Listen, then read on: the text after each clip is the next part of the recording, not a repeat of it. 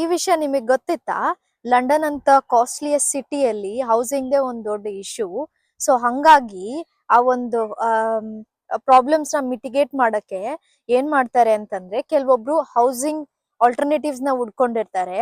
ಆ housing alternatives ಏನಂತಂದ್ರೆ, ಈ ಥರ ಬೋಟ್ಗಳಲ್ಲಿ ವಾಸ ಮಾಡ್ತಾರೆ. ಸಿಟಿಯಲ್ಲಿ ಮನೆ ಬಾಡಿಗೆ ಕಟ್ಟೋ ಬದಲಾಗಿ ಈ ಥರ ತುಂಬಾ ಎಕನಾಮಿಕಲ್ಲು. ಮತ್ತು ಇಲ್ಲಿ ವಾಸ ಮಾಡೋದ್ರಿಂದ ಕೌನ್ಸಿಲ್ ಟ್ಯಾಕ್ಸ್ ಆಗಲಿ, ಲ್ಯಾಂಡ್ ಟ್ಯಾಕ್ಸ್ ಆಗಲಿ, ಮತ್ತು ಮುಖ್ಯವಾಗಿ ಈ ಮಾರ್ಟ್ಗೇಜಸ್ಸು ಟೆನ್ಷನ್ ಫ್ರೀಯಾಗಿ ಲೈಫ್ನ ನಡೆಸಬಹುದು. ಮತ್ತು ಜಾಸ್ತಿ ಜನ ಇಲ್ಲಿ ಲೈಫ್ ಸ್ಟೈಲ್ಗೋಸ್ಕರ ಅಥವಾ ಅವರು ಒಂದು ಫ್ರೀಡಮ್ ಸಿಗತ್ತೆ ಅಂತ ಈ ಥರ ಕೂಡ ವಾಸ ಮಾಡ್ತಾರೆ. ಮತ್ತು ಇಷ್ಟ ಬಂದಿದ್ದ ಕಡೆ ಅವರು ಪಯಣನ ಮಾಡ್ಬೋದು. ಇಲ್ಲಿ 14 ದಿವಸ ಇತ್ತು ಅಂತಂದರೆ ನೆಕ್ಸ್ಟ್ ಹೋಗಿ ಬೇರೆ ಕಡೆ 14 ದಿವಸ ಇರ್ಬೋದು. ಆ ಥರ ಒಂದು ಫ್ರೀಡಮ್ ಸಿಗುತ್ತೆ ಅವ್ರಿಗೆ.